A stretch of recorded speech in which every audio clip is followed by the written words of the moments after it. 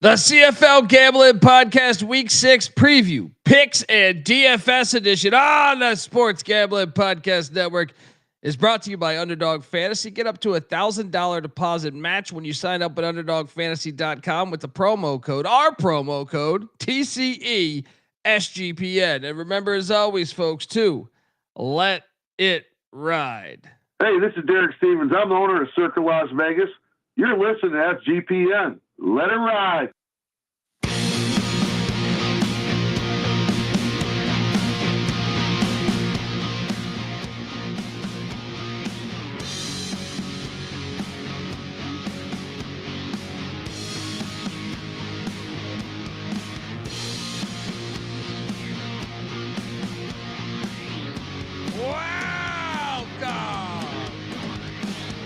CFL Gambling Podcast Week 6 preview and picks, home of the huge tits parlay. Yes, we are back, and we had a fire, just week of football as far as from a gambling point of view, but also from a fan point of view.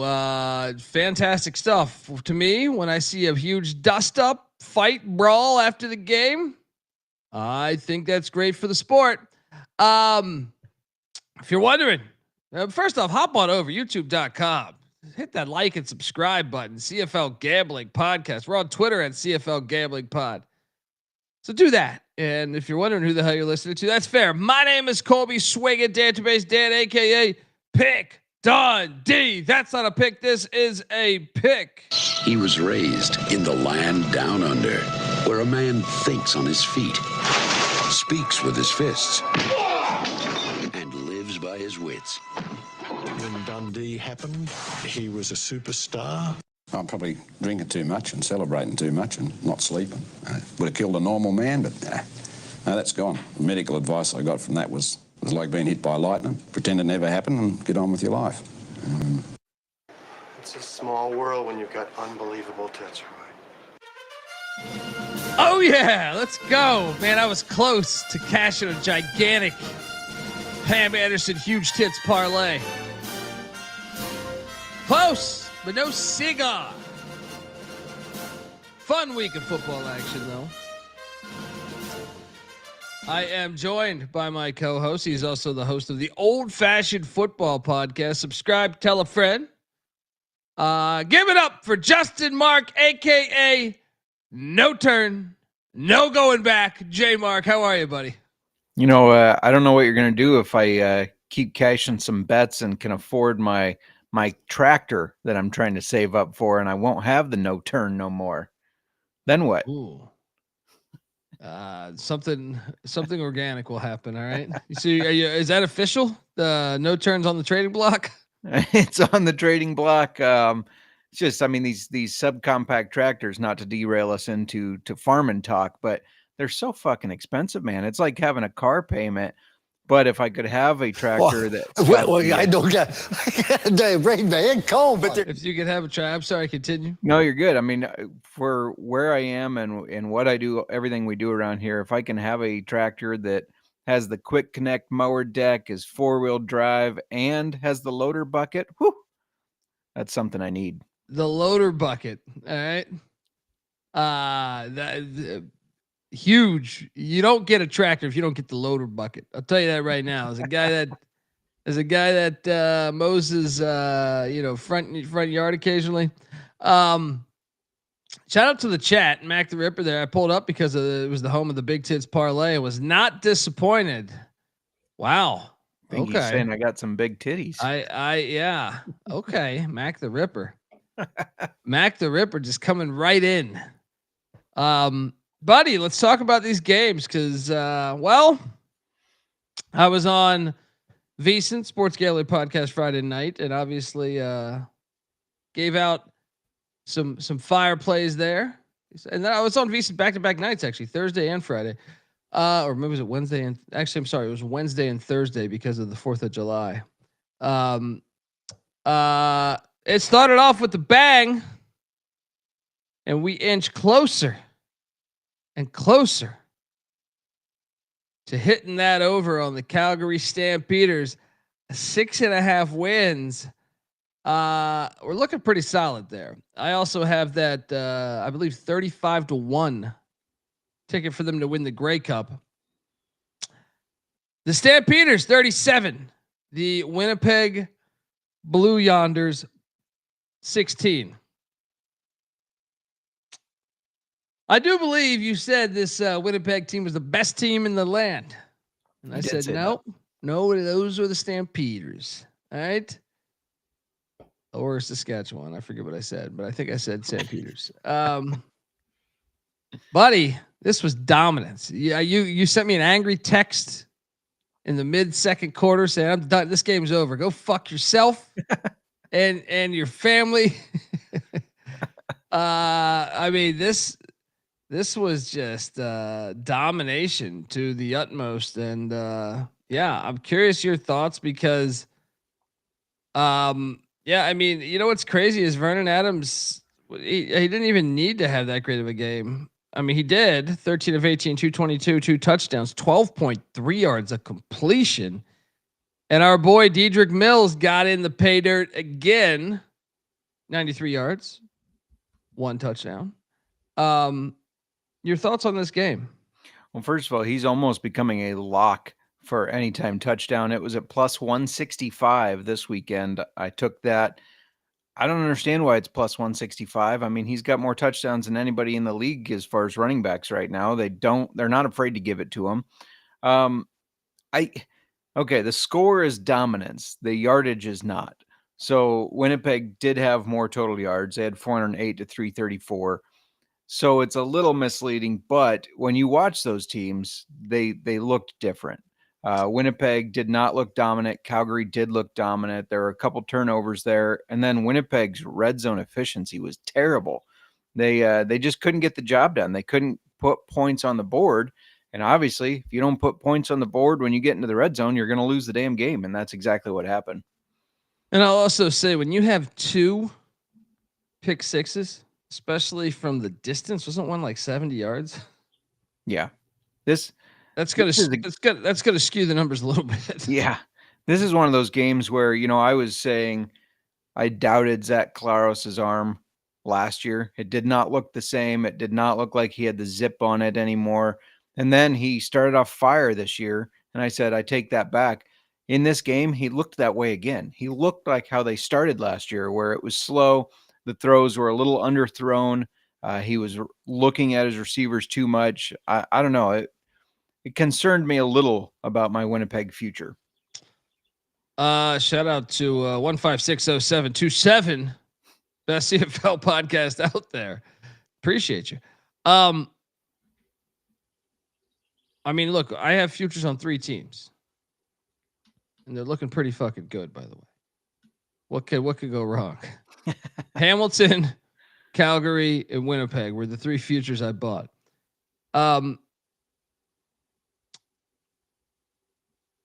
Right now, Calgary's 13-1 to win the Grey Cup. 3rd worst in the league. Why does Vegas hate this team so much? That's an excellent question. I mean, we talked about that to start the season. 6.5 wins was their win total.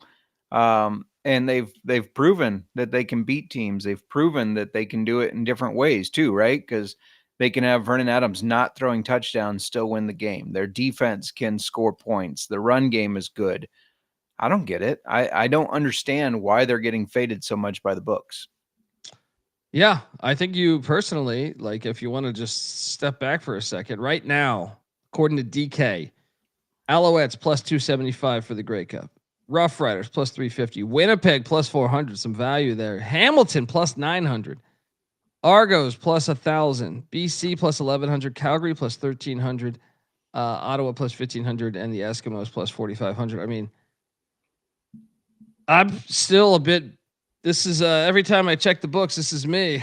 Well, I don't get the brain man cold, But they're counting down 7-6-5. I just don't get it. But all right, I would encourage someone hit me up. Shout out to. Let me see if I can correct this. I'm not very good at keeping up with everybody, but someone hit me up. I'm drawing a blank. A couple people hit me up, but one specifically was asking me if I would still buy the future on Calgary. Yes. Yeah. If anything, I feel better about it because we've seen a 4-game sample size. Yeah. You know, and, like before and we were still a great price. Yeah. Before we were coming into the dark, and I just thought the roster was really talented. I thought Dickinson's a proven winner at the coaching spot. So yeah, I would jump in on that action. And yeah. Yeah. And for me, like I said, if it was just that the run game was good, or just that the defense was good, or just that Vernon Adams was carrying them, I would say, okay, they're going to get found out. But they've been a very well-balanced team. Yeah. And well-balanced teams usually continue to win games. Yeah. By the way, shout out to Nick Fleming. It was Nick Fleming hitting me up about that. So that was game one. I felt when this hit, I was talking shit. I was walking around the house. My wife hated me, right? I'm just going like this, walking around the house, order another pizza. I'm not even hungry. Order the pizza. And then I said, honey, watch, the Argos are going to win on the money line tomorrow because I'm a fucking genius. And the Argos went up 7-0. And I said, baby, I'm a fucking genius.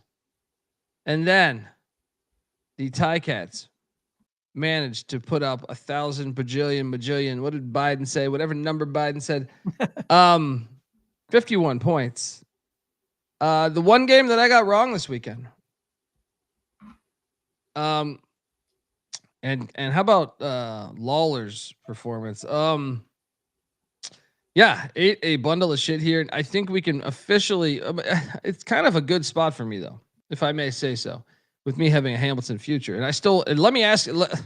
Let's go back to that conversation. They're plus 900 still. I think Hamilton's playing the best ball in the East. Yeah, and they absolutely have the best receiving core. When you factor in Kenny Lawler, Tim White, Drew Wolodarski is not healthy yet, so he's been out some games. But then once he comes back, that's a guy that he's not a league winner type guy, but he's consistent, right? He needs to be, or he is where he needs to be. He scores some touchdowns coming over from Winnipeg there. So, I mean, absolutely, I would love to see their defense tighten up a little bit. But in the past several years, that's not been Hamilton. It's been outscore everybody, right? And they can do that right now. Yeah. Yeah.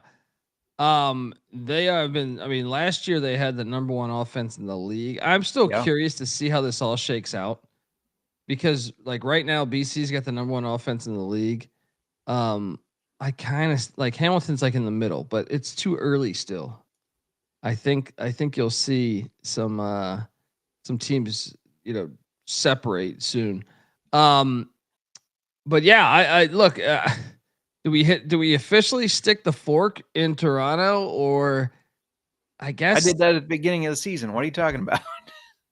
But if Chad Kelly comes back, he is the best player in the league. Chad Kelly. All right. And he will buy you a new tractor if you just be a little kinder to him.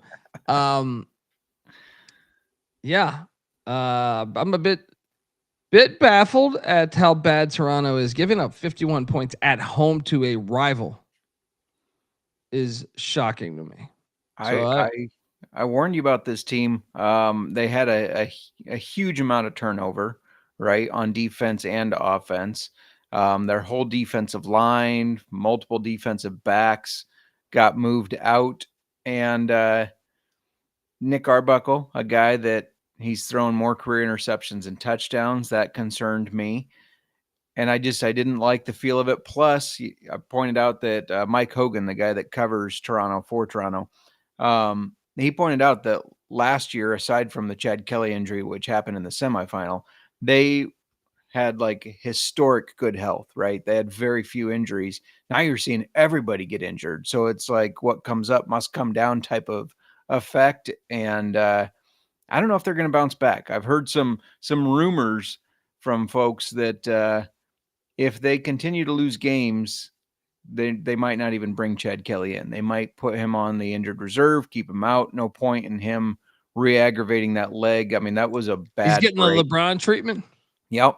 was a bad break. So if they feel that they don't have anything to play for, why risk it? I also think once he comes back, I mean, is he going to be as efficient because of how bad that break was? I mean, we all saw him, if you were watching the game, holding his fucking leg on with his sock.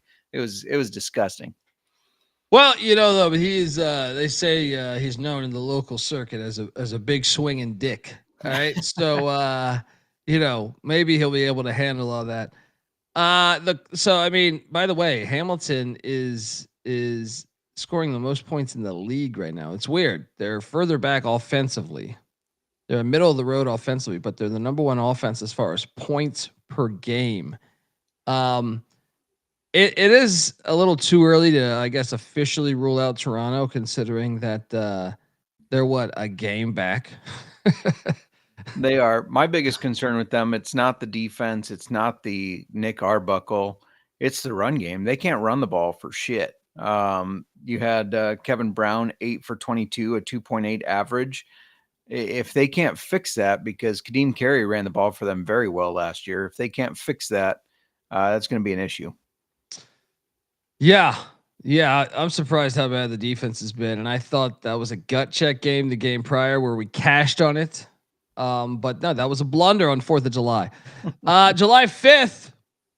And by the way, it came to my attention when I came into this episode that, remember we had news when we did the show last Wednesday. We thought it was going to be Jeremiah Masoli / Chase Bryce against McLeod Bethel Thompson. And we said, if you get news that any of the teams are starting their starting quarterback, you have to take the team with the starting quarterback. And then I was on VSiN Friday night there, or Thursday night up there, giving out BC on the money line. And this was a sweat. You can actually, there's a college football experience episode where I'm sweating this out while talking college football. And this game of the weekend, in my opinion. I don't know what the fuck the Alouettes are thinking defensively on that final drive. BC 21, Alouettes 20. Huge brawl after the game. Football was back, baby. But yeah, I cashed a money line play here. Short little yapper with the BC Lions. Who'd you take here? I took same thing. If any of the starters came in and the others was not, I said to take them. As soon as I heard Nathan Rourke was playing, I tweeted it out that I was switching to BC to cover. Technically, I know that Hamilton closed as a favorite, but they were a dog when we did our show. So every dog covered and won outright this week. So that was interesting. Yeah, it was. And what'd you think of the defensive performance by Montreal down? What were they thinking? Just going to the fearing the Hail Mary so much. Yeah, it was interesting. I mean, you got a couple different factors there. You had the unsportsmanlike conduct after their field goal, which affected the kickoff. And then we were able to get a good kickoff to kind of get them into maybe position. But it was like, they're like, hey, they don't have enough time to get in field goal range. Let's just prevent a Hail Mary touchdown. It was a bad call. I will say I was impressed that Montreal pretty much controlled this game, even with them not having their starter and BC having Nathan Rourke there. I thought, holy cow, I can't believe they're going to pull this off with Nathan Rourke in. That concerns me if you're a BC fan. That concerns me a little bit. Well, at the same time, this kind of saved their season because true.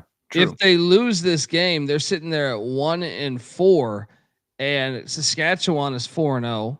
Calgary and Winnipeg are 3-1, and those teams all look really good. So that win could be the catalyst in them making the playoffs, in my opinion, because I mean, I still think they're the 4th ranked power rated team to me in the West, but look, they're playing in Edmonton this week. You get that game, you go to 3-3, you're in the mix, man. So that game was fucking critical, in my opinion, on the way it went down, and something to pay attention to moving forward. What's that? Sorry. Just real quick. I also enjoyed all the complaints that well, the TSN clock said there were 0 seconds left. Who gives a fuck what the media clock said? They're not the ones at the game controlling the game. The game clock didn't say there were 0 seconds left. Well, just the way that the game of football is played in the CFL, you cannot go into that because under 2 minutes. I don't know that I like it personally, but it does make for more drama, clearly. Mm-hmm. And you can't play like that kind of defense to me with the rules like that. With the rules like that, it's like, man, every time they get up, the ball's stopped.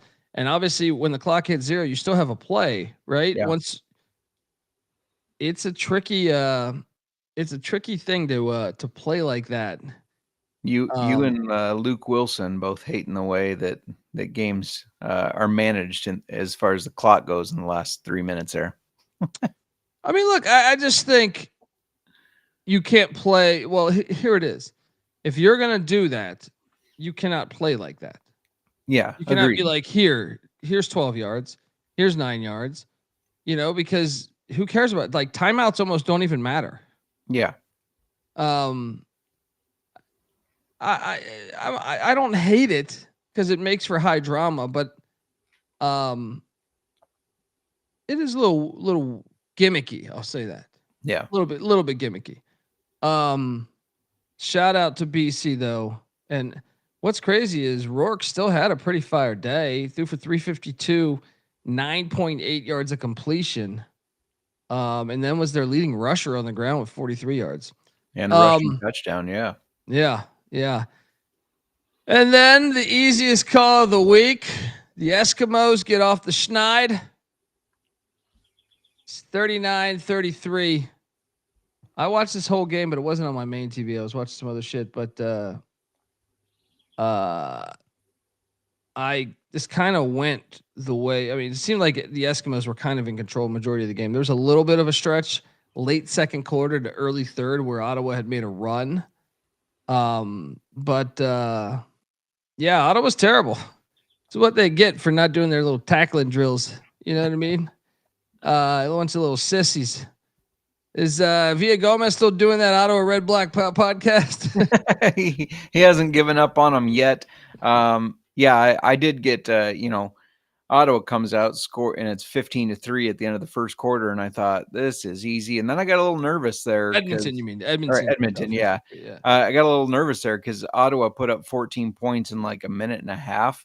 It was very bang bang, and I thought, well, shit. Now there goes Edmonton, being Edmonton. But credit to them for hanging on, battling through.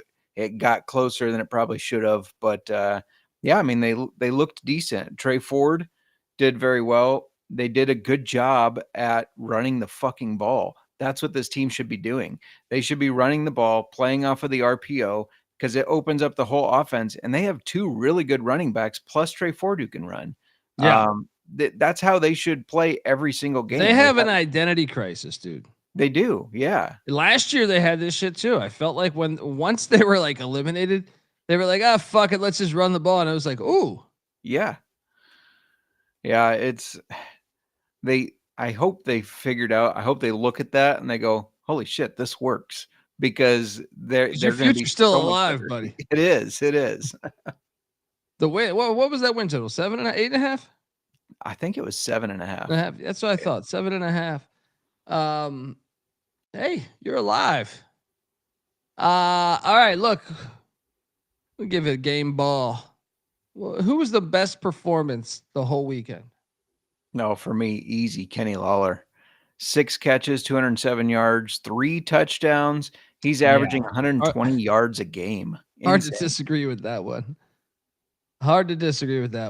And another one that I was going to consider was, and I guess he's quietly done this. Bo Levi Mitchell's having a fire year. He is. He's back. You know what I mean? Whatever happened last year, we thought he might have been long in the tooth. 332 yards, 5 touchdowns. So I'll give a game ball to the great Bo Levi Mitchell. He's still long in the tooth, but he's performing well. Yeah. He's not like McLeod Bethel Thompson or right. Yeah, some of the others that we've seen. Folks, want to let you know the CFL Gambling Podcast is part of the Sports Gambling Podcast Network. You can listen to every single one of our podcasts on this network for free just by subscribing to the SGPN feed. So wherever you listen to podcasts, just type in SGPN and you'll get access to all of our stuff. UFL Gambling Podcast, Old Fashioned Football Podcast, College Football Experience, Bottom Line Bombs, CFL Gambling Podcast, like 40 different podcasts. So do that and let it ride. We're also brought to you by Circa Millions and Circa Survivor. You think you know ball? Then you have to enter Circa's football contest with $21 million in guaranteed prizes. There's no rake too, so if the entries go above the guarantee, all the extra money will go to the prize pool. Circa Millions. You pick 5 NFL teams against the spread each week, or go for the ultimate sweat in the Circa Survivor. Look, I know the NFL is a shitty product these days, but you can make $21 million, guys. What are we doing here? There's even the Circa Grandissimo for $100K Survivor contest. So, I mean, look, we know the kickoff rules are ridiculous. They're very communist, but you can still get rich. So why not enter? Why not enter? You must register in person at a Circa Sportsbook, or at the Circa Sportsbook in Nevada, Las Vegas. Great excuse to book a trip out there. Sign up in Nevada, play from anywhere with the help of SGPN's official proxy. Go to footballcontest.com. Use the promo code SGP to get $50 off your proxy fees. Plus, we're brought to you by MyBookie.ag. Yes, MyBookie is your place to bet on every single sport, including the CFL, the MLB, WNBA, golf, and, of course, college football and NFL futures. MyBookie accepts customers from a ton of different locations. You can easily deposit, get lightning-fast payouts using crypto. Head on over to MyBookie.ag, but when you do, use our promo code TCESGPN for 100% deposit match up to $1,000. Terms and conditions apply, of course. That's MyBookie.ag, promo code TCESGPN. All right, we are back. Let's hop in. Only 3 games this week. What's going on with that shit? Why they mess with my summer? All right. You couldn't put you can go 3 games in like September when there's 10 billion other football games on, but I want my extra fucking football game. I'll tell you what pisses me off. The wife's out of town on work travel, and I was thinking that's great. Thursday night, I'll have CFL on the big screen, be blasting it, and then I look, no Thursday night game. Fuck those guys. At least the college football game comes out that day, so I got plans, but there you go. Well played right there. Because I was going to say, what are you going to be online watching videos of fucking tractors? Right. Right.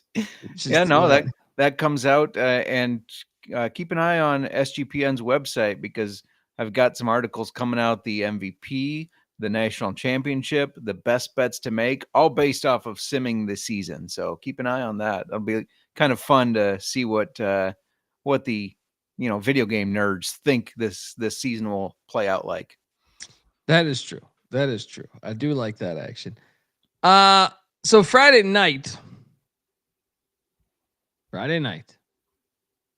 At least if they're going to give us 3 games, they're giving us a banger on Friday night. The Calgary Stampeders are heading into the Wales Regina to take on the Saskatchewan Roughriders. Saskatchewan's laying 4.5, the over under at 53.5, and I personally find it insulting. Last time they played, back on October 26th, Stampeders were having a shitty year, but they still put the kibosh on these Roughriders. I'm on these Stampeders moneyline play. Whew. Moneyline play. I'll also take the under 53.5. I'm fascinated by this game, though. These are, in my opinion, my 2 highest power rated teams in the league right now, with Winnipeg being 3rd. But yeah, Calgary moneyline, best team in the league, most complete team. Like, I can trust their quarterback is, a little bit more. Now this is going to be an intriguing game, Jmark, because one of the knocks to me with Calgary a season ago was their run defense. Yeah. And a lot of these teams, we've made a note of it, they seem to be kind of little bitches about committing to the run. Saskatchewan is one team that I think will make them like that. We're going to see right now if the run defense is really legit. But give me these Stampeders. I think they're a little bit more complete of a team, and I like the fact they're dogs. That us against the world mentality. What are you doing here? Yeah, for me, this was a tough game to pick. I will make a note that next year, when it's about to be the Calgary Stampede, and you have the Stampede Bowl, you got to take the Stampeders. That was a big win for them, big win over Winnipeg, and some teams that can get a little, they'll celebrate that win too much. I don't think this unit is going to do that. I think they're a very well coached team, but Saskatchewan has had 2 weeks of rest. Trevor Harris is back. He's practicing, so we won't get Jake Mayer in a revenge game. Unfortunately, I mean, that might have been kind of fun, but I think I'd rather see Trevor Harris and AJ Alouette, obviously, like you said, one of the best running backs. This one was so tough for me, but at the end of the day, I think it'll be a close game. I don't think Calgary's winning it, but I think it's going to be a close game, 3 to 4 points. So yeah, I'm right there with you with Calgary and the points. I'm not there with you with Calgary and the money line. Not doing it, man. But I do like the over. I think this game, I think the offenses get going, and I think they both put up some points. So yeah, give me the over. I can't talk to this son of a bitch. I can't talk to that son of a bitch. I really can't. I can't. You don't have to talk to me. It's okay. I mean, to take the points, this just reminds me that there's just times in life, where there's people that go for it, and there's people that sit back on their no turn. All right. I mean, fuck it. Fine. I'll take Saskatchewan. There we go. You're going to bully me into it. I'll do it anyways. Saskatchewan -4.5. They win by a touchdown. Oh, man. Shout out to the chat. Yeah. All right. What do you think of that total? I'm on the under. I like the over. I think both offenses are going to put up some points. Find a book that will let you parlay AJ Alouette, Dedrick Mills, anytime touchdowns. Right now, from what I was looking, these books are afraid and won't let me do that, but find a book that will. And because I think that's a lock. Yeah. And by the way, yeah, I mean, Vernon Adams, anytime. Well, no, because I don't know. That defense is pretty good. Alouette +100 anytime score. Smash it. Mills +130, like you said. Smash it. Can't wait to watch that game. That's the game of the week right there. Game 2, Saturday night. The Ottawa Red Blacks. Drew Brown. He did put up some good numbers. Heading to the Hammer. Hamilton, Ontario. The Ticats are laying 5.5 there at Hamilton Field. Over under at 55.5. I'm going to go on the under on this one too, by the way. Ottawa won the last matchup 37-31. They can't be scoring that many points again, right? I'm just no way, right? I mean, Hamilton just put up 51 points. That was a rivalry game, though. I suppose on the road. I do like Hamilton in this spot. I will lay the 5.5.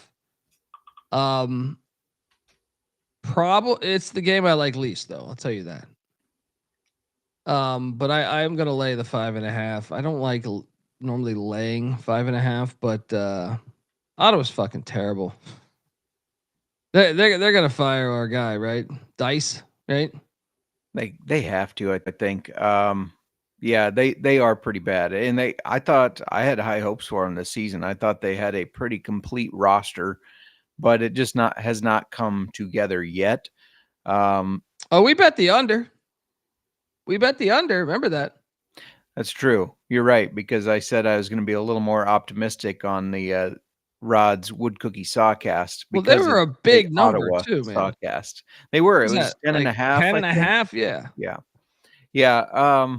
No, this team should be performing better when you look at it on paper. It's just not. And so in my opinion, when you look at it on paper and you go, man, they've got the talent, they've got this, but they're not winning games, that comes down to coaching, right? Yeah. I mean, playing bitch ball. Playing bitch ball. I agree. I'm with you on Hamilton.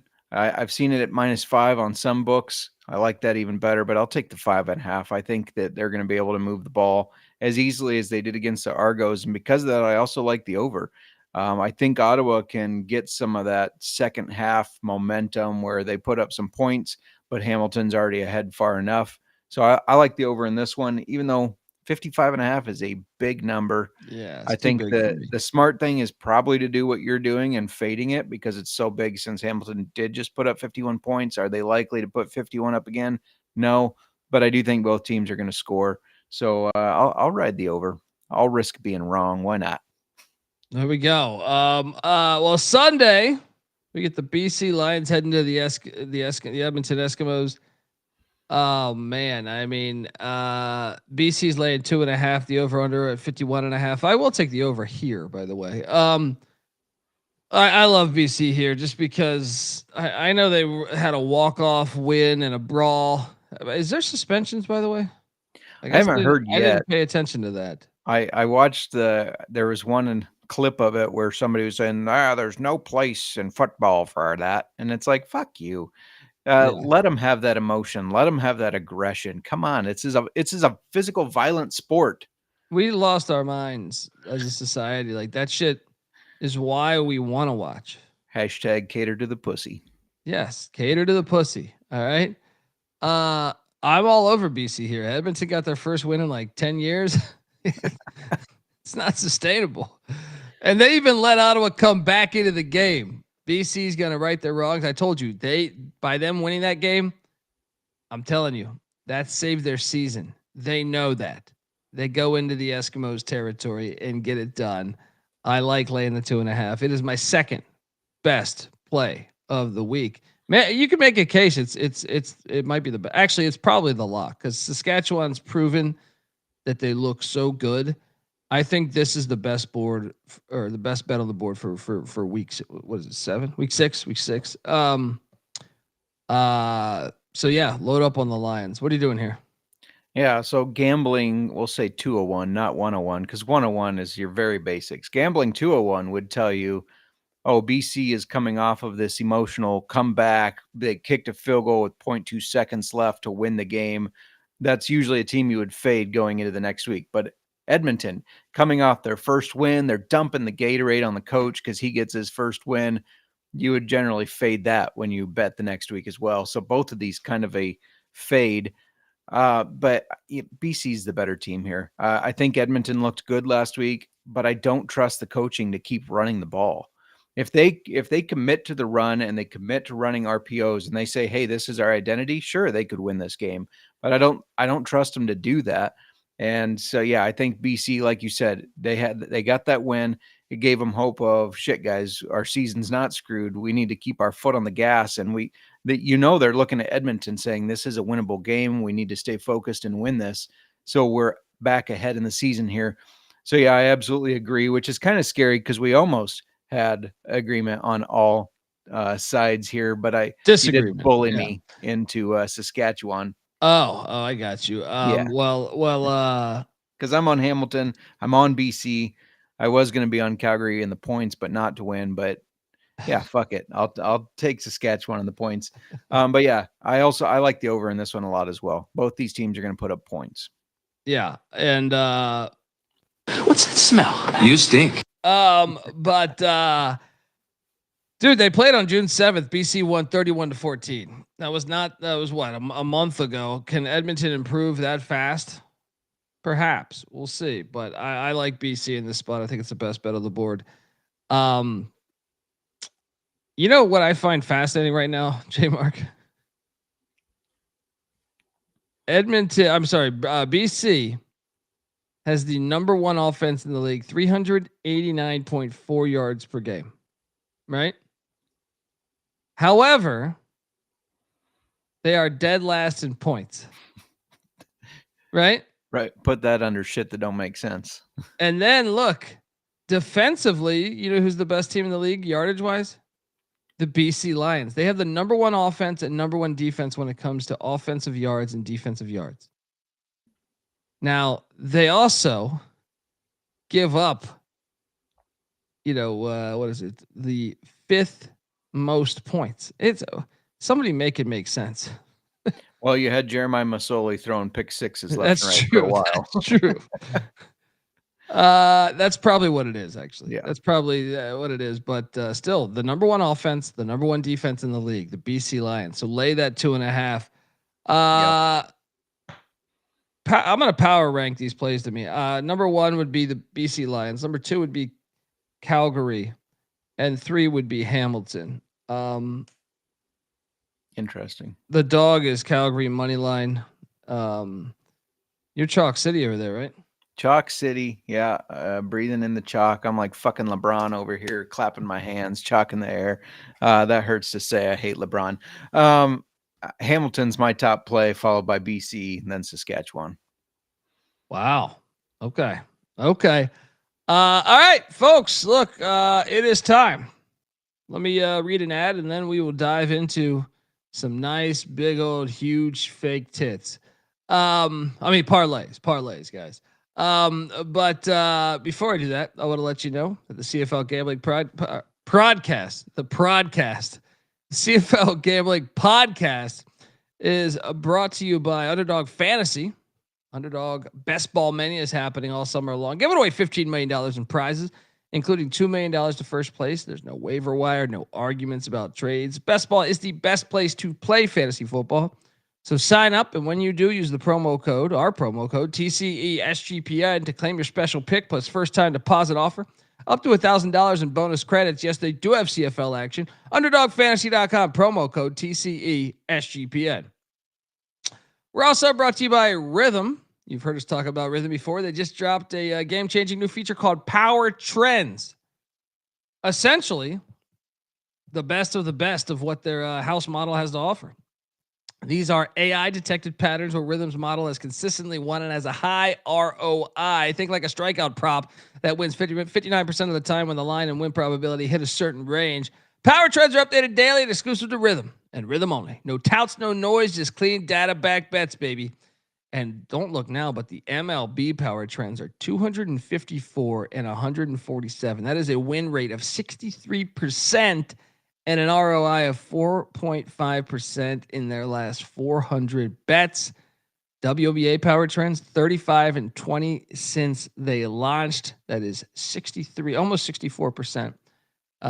With a 20.7 ROI. Download the Rhythm app, check out Power Trends, and start betting smarter. You know we will be. Get your free 7-day trial period today. sportsgamblingpodcast.com/rhythm. That's RITHMM. That's sportsgamblingpodcast.com/rhythm. All right, we are back, and it is that time. This is the one. I felt like I was knocking on heaven's door last week, and I feel like this is going to be the cover of the original. Yeah, I love them both, man. Really, I'm OG all day here. Yeah, I love them both. My band used to cover more of the cover style of it, so it's hard not to hold a place in my heart for that one, but gotta love the OG as well. Yeah, I think the OG just has a little more soul. You know, you can feel the soul in that thing. But yeah, that is a great song. So, folks, it is home for the Huge Tits Parlay. Yeah. Welcome to the Pam Anderson Huge Tits Parlay. Yeah.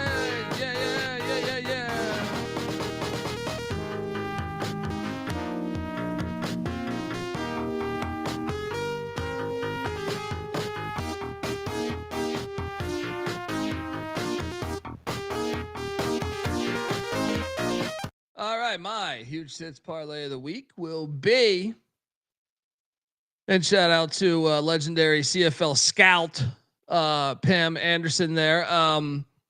But whoa, I'm going. I have the Ticats, all 3 games. We only have 3 games. BC Lions, Ticats, and the money line play of Calgary Stampeders. You put $50 on that, you are making $529 and a little bit of change. What are you doing, folks? Jump in on the action. Time for some action, like Cypress Hill said. Jmark.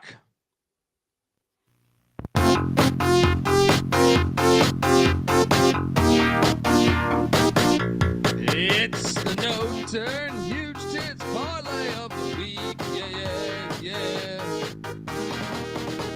Huge fake tits. Huge fake tits. Jmark, the BC Lions you're taking ATS, the Hamilton Ticats ATS, and then dare you go for an over in BC and the Eskimos, correct? Is that what it is? That is what it is. What could go wrong? Throwing in a total there. Seems like every time I put a total in my huge tits parlay, it's wrong. But not this week. And $50 will get you $305 and change, in case you're wondering, folks. What I like best about this one is that you agreed with all those plays. I did. You can't not like it. Now I know the huge tits parlay is not as huge as yours, the 50 paying 305. You went with some like knockoff, ones that are done in like Bolivia or something. Like you don't even need to sign a waiver. You're just gambling. You're going all in gambling here. That's right. My one, big time. All right. I'm in Beverly Hills at the top doctor's office saying, let's go for the glory. All right, let's get to DFS because I'm going to kick your ass in DFS as well. Obviously 3 games, it's not as fun DFS, but I still like my lineup and I still feel like I'm definitely going to win all the money that's out there. All of it, everything DraftKings has, I'm coming for you. I did, I was bored. So I said, you know what? Fuck this. I'm going on a $20 lineup. Sometimes I do 5, sometimes I do 10. 20 bucket smackaroos. What's the payout in that one? I think it was $7K, I think, if memory serves me correct. Doesn't it tell you down below? I think it's $7K. That quarterback. I mentioned this guy just had 5 passing touchdowns. I know it's a rivalry game, chance for a come down. Not buying it. Bo, Levi Mitchell against that garbage ass Ottawa defense. 9,900. Load me up. That's my QB. What are you doing here? I mean, cue the music, right? I could afford everybody but Nathan Rourke. That's all right. I didn't want Nathan Rourke. I wanted Bo Levi Mitchell. Like you said, coming off that big game, is he going to throw 5 touchdowns again? Probably not, but he has still played very well, averaging 23.6 fantasy points. So, yeah, how can you not? Great minds think alike.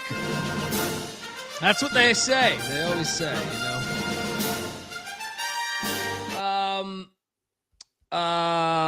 Then at the running back spot, I did pay up $8,200. We better not have the same fucking lineup. Well, I feel like you just have to roster this guy. I agree. AJ Alouette. Why would you not roster AJ Alouette? So, yeah, that was the logic there, and he's the best. He's not scoring the most touchdowns, but he's probably the best running back in the league thus far this year. If I had to talk out of my ass a little bit, what are you doing here? What was your logic on rostering him? I was going to say, I like how your original logic was, why would you not? I mean, it's hard to beat that. If you look at it, 96 yards, 91 yards, 139 yards, that's a last 3 games. They obviously commit to the run. They're not afraid to do so when a lot of these teams are. He's not involved in the pass catching game as much, but he has a reception in each of the last week, both over 10 yards. And for 8,200, there are more expensive options out there. I think he is the one running back that you can look at and hey, he's going to get carries. Whether they're winning or they're losing, he's going to get carries. And now he's got a week of rest. He's going to come out and just tear it up. Yeah. I just think you have to roster him. He's especially knowing Calgary's rush defense historically has not been that good. Yeah. Sign me up. Did you roster another running back? I got 2 other running backs, actually. Woo! I have one as well. I'm going to put you in the mind of Pick Dundee for a little bit here, unfortunately. I was contemplating So my first thought process was Dedrick Mills. I wanted to get him, but I was like, I don't know. Saskatchewan's run defense is pretty solid. So I was deciding between Kenny Lawler and Dedrick Mills, even though there's a 1,400 price difference gap. I ended up rostering them both, but I'm curious your thoughts. I'm really interested to hear your bargain players, because you had to have bargain players after that. Yes. Yeah, I mean, it's hard to go wrong with Dedrick Mills. They obviously have been giving him the ball a lot. He's got the most rushing touchdowns out of running backs, so it's hard to argue that. And then the stack of Bo Levi and Kenny Lawler, especially when he's averaging 120 yards per game, you'd think, well, somebody's going to figure him out eventually. Well, they haven't yet. And I also have Kenny Lawler. So our first three players, we have the same. I do not have Dedrick Mills, though. Turncoat bastard. You're taking him plus 130 to score a touchdown, but yeah, not rostering him. Yeah. Yep. What's going on? He's walking a tightrope. Well, I didn't get as creative with my money, I guess. That's why I said I'm really interested to see what you did. So give me another running back then. Yeah. So my next running back is on the Ottawa Red Blacks, and that's Daniel Adebaboye.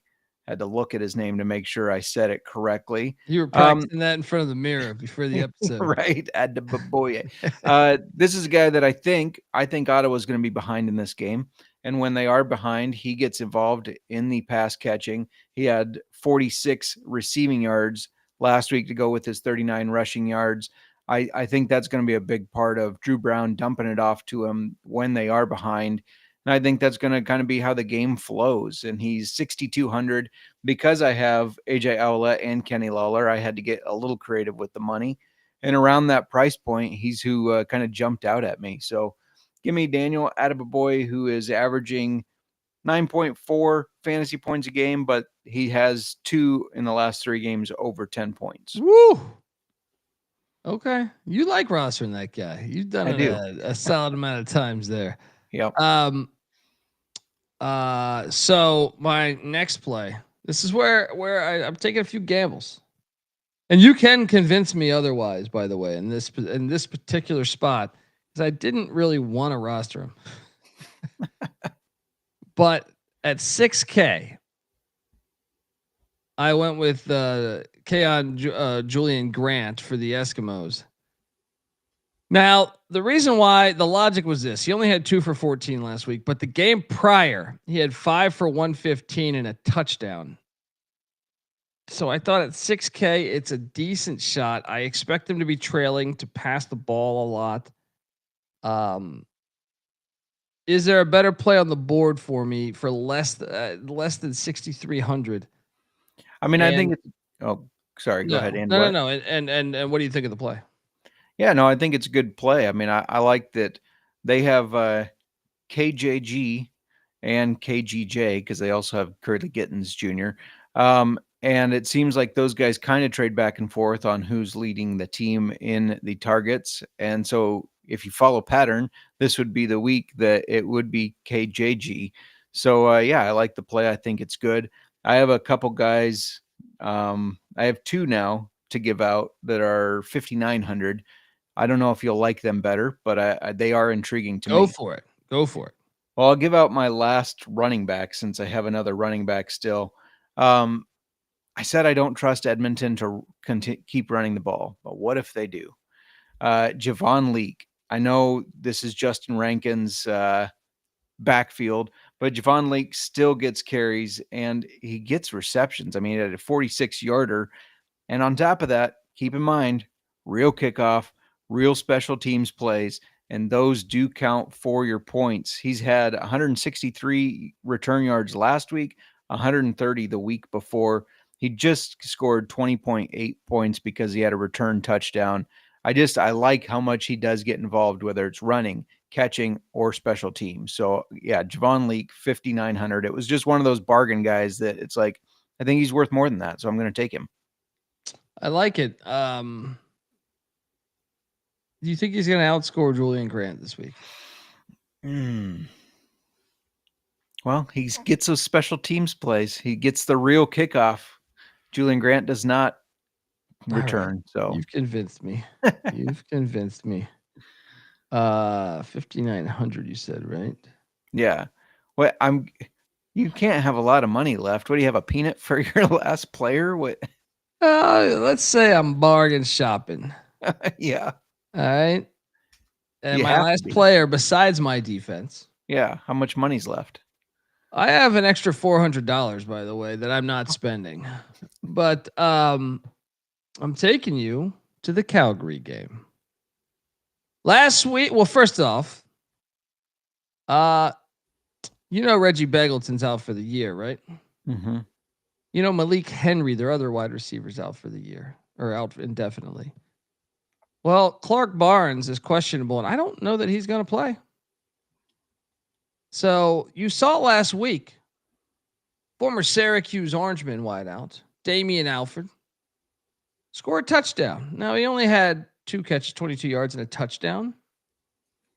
But I think it's with how dinged up they are at wideout. I think it's worth a shot to take Damian Alford at $2,700. Whew. I think what's that? The logic there is good. I like it. I agree with you. Clark Barnes banged up. He is not practicing. I don't think he is going to play either. So to get somebody for $2,700 that now they are going to have to rely on. And scored a touchdown last week. So it's like you feel like, hey, okay, he did his job last week. 2 targets, 2 catches, didn't drop the ball. Confidence from the quarterback there. Sign me up. Did I convince you? I mean, it convinced me it's a good play. I'm not going to put him on my team. But I do like it. Yeah. Jalen Philpott's got to be pretty cheap too, right? I mean, I think he's in the 5,000s. I was thinking about this. Someone's going to catch the ball there for them. Yeah. Right? Yeah. Philpott would be a good play as well. Yeah, no, I like it. Speaking of Clark Barnes, we had the Barnes versus Philpott game for the Bourbon last week. Barnes outscored him. Philpott did more yards, but because Barnes had more catches, right? And a touchdown. Bullshit. Yeah. Didn't Philpott almost have like double the yards? Something like that. I mean, think he had more for sure. That's a tough play right there. So what's that put you up 1? Yeah. Bastard. Took a 1-point lead, and I don't think we have anybody to face off against each other. It's only 3 games. It's hard, man. Don't force it. Push it to next week. There you go. Defensively, hold on. Now that I have this extra $400. Well, I got one more player while you're looking. Fire. Sorry. No worries. Another player that I have for 5,900, Khalil Pimpleton, because of the injury. Your boy. Yeah, my guy who got 6 catches for 68 yards last week, and because of the injury to Dedmon, he also is now returning kickoffs and punts. He had 120 return yards last week, and I believe a return touchdown as well, maybe. But yeah, he scored 20 points last week. He's starting to pick it up a little bit more. So yeah, give me Khalil Pimpleton for 5,900. Long time play by us. Both of us have rostered up with him a decent amount. Yeah, not bad. Defensively, even with the extra $400 I have sitting there, I can't get better than what I have. I took only one. The bottom 3 defenses, I only took one of them to win. So I will be sticking with my stamps at 3,500 as my defensive play. What'd you do with the defensive side of the ball? Well, I had exactly 3,500 left, so I only had one choice, and that was the stamps. That's a game I could see. I could see why. I know I took the over, but I could see it being low scoring. I mean, both these teams have won games with low scores, so I could see that happening. And again, I really didn't have a choice. I don't trust Trevor Harris to light the world on fire. I trust him to manage the game well, but not light the world on fire. So even if I do think Saskatchewan's going to win, I don't mind taking the Stamps defense. There you go, folks. That's our show. Just like that. We give out the heat for the streets, and 3-1 last week ATS. I'm looking to go 4-0 or 4-0. It's not going to be this week. All right, looking to go 3-0 this week. All right, we'll be back next week, probably on Wednesday. But hit us up. Jmark's on Twitter at Jmark Football. I'm on Twitter at the Colby Dant. The CFL Gambling Podcast is on Twitter at CFL Gambling Pod. and we'll be back to talk about the action. Friday night's game is the best game to watch, man, right? That's the one you're most excited about? Yeah, I think that's the one that has the most chance of being a close game. I think the other ones are decided. Now, famous last words, but there we go. That's how I feel on it. Check out the Old Fashioned Football Podcast. Check out the Sports Gambling Podcast. I'll be on VSiN talking CFL again this week. And also check out the College Football Experience, breaking down every team in the land. Till next time, folks. This is the CFL Gambling Podcast, home of the huge tits parlay. You better start thinking about yours. And we out of here. Run and shoot.